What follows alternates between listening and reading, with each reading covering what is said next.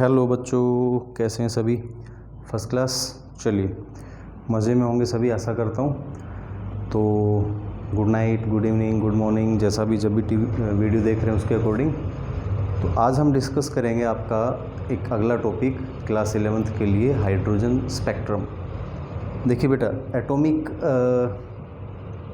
Spectrum particular किसी element का spectrum है, ये बड़ा इम्पोर्टेंट है और ये एक प्रकार से फिंगरप्रिंट्स की तरह काम करते हैं एलिमेंट्स के लिए। एटॉमिक स्पेक्ट्रम्स जो है ना, ये एलिमेंट्स के क्या हैं, फिंगरप्रिंट्स हैं, जिनकी मदद से हम ये पहचान कर सकते हैं कि कोई पर्टिकुलर एलिमेंट या कोई भी पर्टिकुलर सब्सटेंस जो हमारे पास है, यदि उसका स्पेक्ट्रम हमने लिया तो फिर वो किस एलिमेंट का स्पेक्ट्रम है, उसका आइडेंटिफिकेशन के लिए बहुत यूज़फुल चीज़ है। ठीक है, होता क्या है, हाइड्रोजन स्पेक्ट्रम कैसे रिकॉर्ड करते हैं हम लोग? हाइड्रोजन स्पेक्ट्रम, तो हाइड्रोजन स्पेक्ट्रम रिकॉर्ड करने के लिए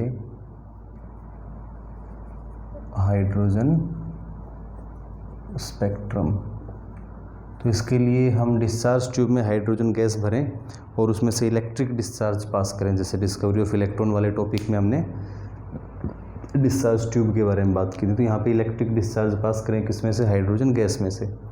तो वहाँ से कुछ रेडिएशंस प्रोड्यूस होंगी। इमिशन स्पेक्ट्रम एक्चुअली ये है हाइड्रोजन का।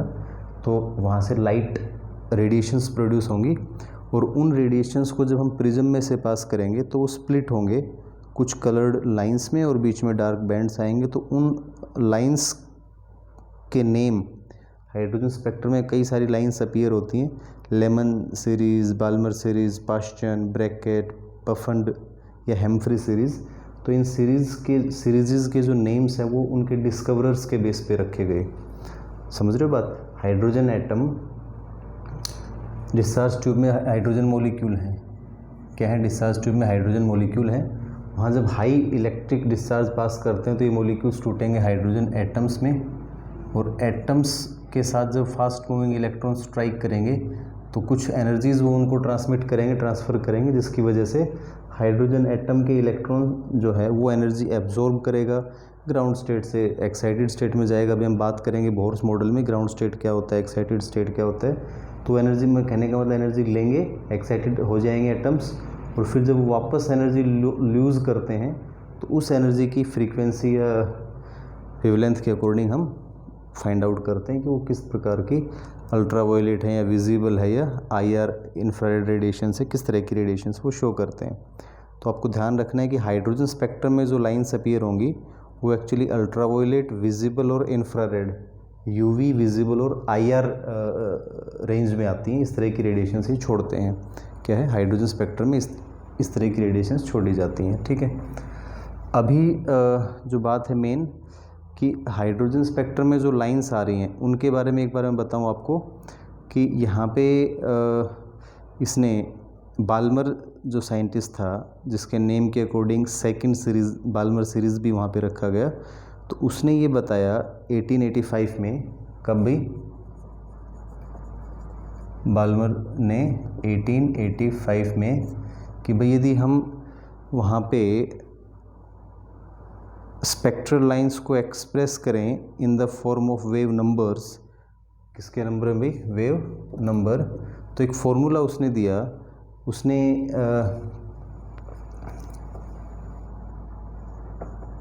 ये 109 677 109 677 इंटू 1/2 का स्क्वायर माइनस 1/n²। ये पर्टिकुलर बाल्मर सीरीज़ के लिए एप्लीकेबल है, बाल्मर ने दिया था। ठीक है, ये एक फॉर्मूला उसने दिया। यहाँ पे n जो है वो क्या है? Integer, where n is integer, जिसकी वैल्यू हम हायर मोर देन 2, 3, 4, 5 ये इस तरह से रख सकते हैं। ठीक है भाई, क्लियर है? इस सीरीज़ की हेल्प से जब वेव नंबर आ जाएगा तो आप वेवलेंथ भी निकाल सकते हैं, फ्रीक्वेंसी भी निकाल सकते हैं। किसी भी हायर एनर्जी लेवल से इलेक्ट्रॉन N3 से, N4 से, N5 से सेकंड सेल में आता है, सेकंड एनर्जी लेवल पे जब आता है तब वो जो रेडिएशन छोड़ेगा, जो वेव रेडिएशंस आएंगी, जो उनको हम बाल्मर सीरीज़ के अंदर मानते हैं। ठीक है। इसी फॉर्मूले को बाद में एक स्वीडिश साइंटिस्ट जिसका नेम था भाई रेडबर्ग साइंटिस्ट, उसने इसको थोड़ा और जर्नलाइज कर दिया। इस फॉर्मूले को क्या कर दिया, जर्नलाइज कर दिया रेडबर्ग ने उसने wave number is equal to, इसको एक्चुअली रेडबर्ग कांस्टेंट RH के नाम से भी लिख देते हैं, 1/n1 का स्क्वायर माइनस 1/n2 का स्क्वायर। ठीक है भाई, n1 का स्क्वायर अपॉन ये इस तरह से। यहाँ पे n1 हमेशा क्या रहेगा, स्मॉलर देन n2 रहेगा, ये ध्यान रखना है। n1 इज़ ऑलवेज, क्योंकि n1 लोअर एनर्जी लेवल या लोअर एनर्जी होता है और n2 हायर एनर्जी लेवल को रिप्रेजेंट करता है। और ये जो RH जो हम लिख रहे हैं इसको रेडबर्ग कांस्टेंट बोलते हैं, ध्यान रखना। और इसकी वैल्यू ये रहती है, पर सेंटीमीटर में आएगी आई थिंक ये वैल्यू ना, हाँ पर सेंटीमीटर में। इसकी वैल्यू हमेशा ये वाली ली जाएगी, ये वैल्यू रहेगी, तो आपको ये याद रखना है। तो हाइड्रोजन स्पेक्ट्रम से हमें क्या समझ में आता है कि हाइड्रोजन गैस में से जब भी हम इलेक्ट्रिक डिस्चार्ज पास करते हैं तो वहाँ से कुछ रेडिएशंस निकलती हैं, और उन रेडिएशंस को जब प्रिज्म में से पास करेंगे तो हमें बहुत सारी स्पेक्ट्रल लाइंस मिलेंगी। उन लाइंस के नेम्स देखिए क्या क्या रहेंगे, सीरीज ऑफ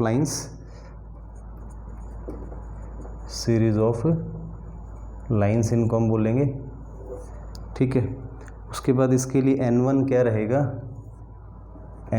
रहेगा, n2 की वैल्यू क्या रहेगी ये, और फिर हम स्पेक्ट्रल रीजन, उसका स्पेक्ट्रल रीजन ये थोड़ा इम्पोर्टेंट चीज़ है, एक स्पेक्ट्रल रीजन कई बार ऑब्जेक्टिव में क्वेश्चंस आ जाते हैं। तो जो फर्स्ट लाइन है वो लेमन सीरीज़ के नाम से जाना जाता है, लेमन। यहाँ पे n1 1 ही रहेगा, n2 हमारा 1 से ज़्यादा कुछ भी हो सकता है, यहाँ पे 2 3 और उससे हाइयर है ना। और ये जो रीज़न इसका आएगा ये आपका आएगा यूवी में, अल्ट्रावायलेट रेडिएशंस।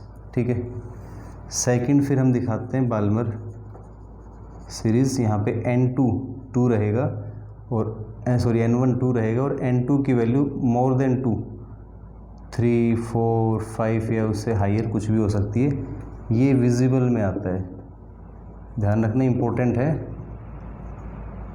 हाइड्रोजन स्पेक्ट्रम के अंदर एक ही सीरीज़ है जो बाल्मर सीरीज, जो कि विजिबल रीजन में आता है। ठीक है, उसके बाद थर्ड हमारा क्या आएगा, लेमन बाल्मर। उसके बाद पाश्चन, ठीक है भाई, PAS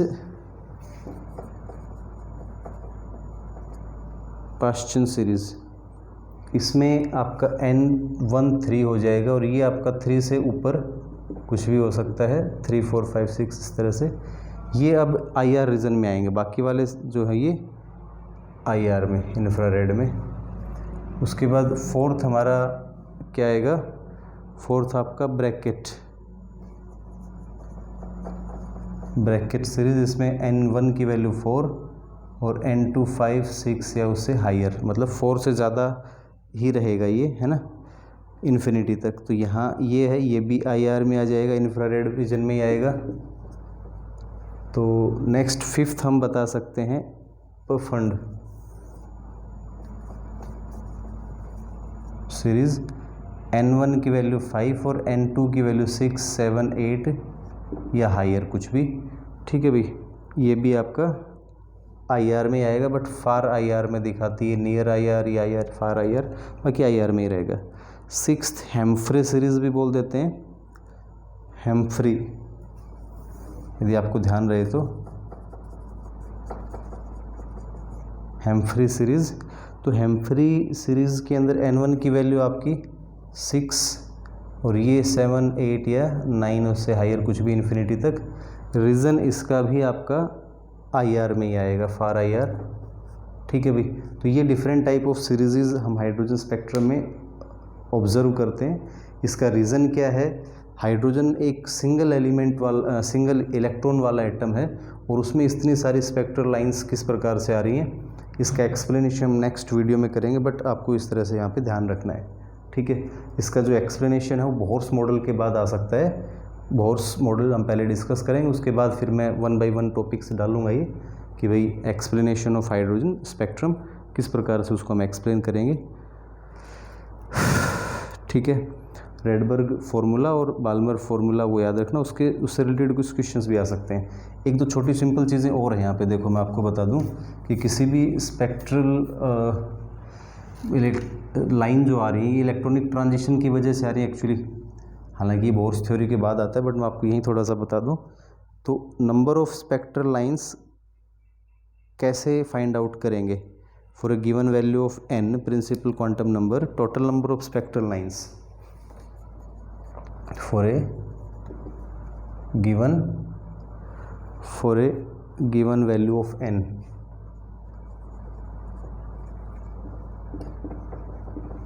number of spectral lines, इसके लिए फॉर्मूला आपका रहेगा n इंटू n माइनस 1/2। ठीक है, n इंटू n माइनस 1/2। जैसे इलेक्ट्रॉन हमारा n5 में है, n की वैल्यू 5 है, तो उसके लिए total maximum number of spectral lines जो आ सकती हैं वो कितना आएगा? For n is equal to 5 maximum number of spectral lines, ये कितना आ जाएगा भाई? 5 इंटू 5 माइनस 1/2, तो ये आपका हो गया 4, 5 4 जा 20/2 यानी कि 10 स्पेक्ट्रल लाइंस वहाँ पे पॉसिबल हो सकती हैं। यदि कोई इलेक्ट्रॉन n5 में है तो टोटल 10 स्पेक्ट्रल लाइंस शो कर सकता है।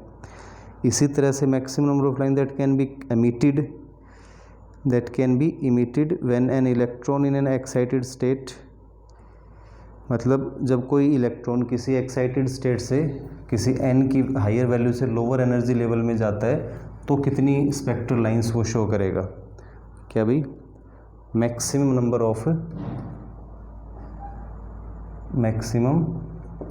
Number of spectral lines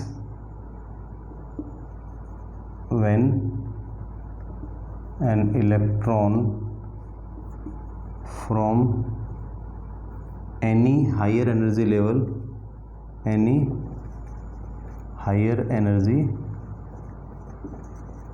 level goes into lower energy level। तो इसके लिए देखो फॉर्मूला क्या रहेगा आपका? n2 माइनस n1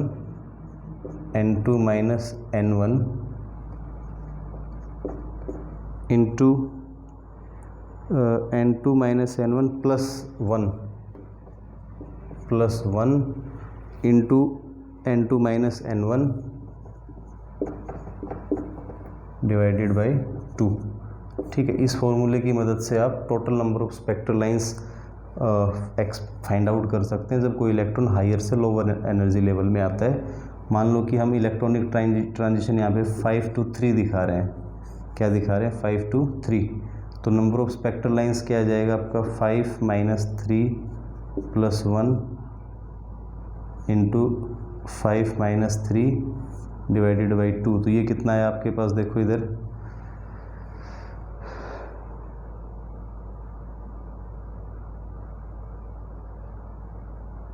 कितना आ जाएगा बेटा, बोलो?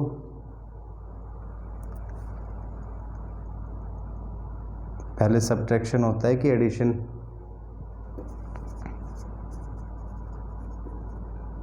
एडिशन ना, तो ध्यान होना चाहिए भाई। तो 4 माइनस 5 1 और इधर आया आपका 2, तो 2 1 जा 2,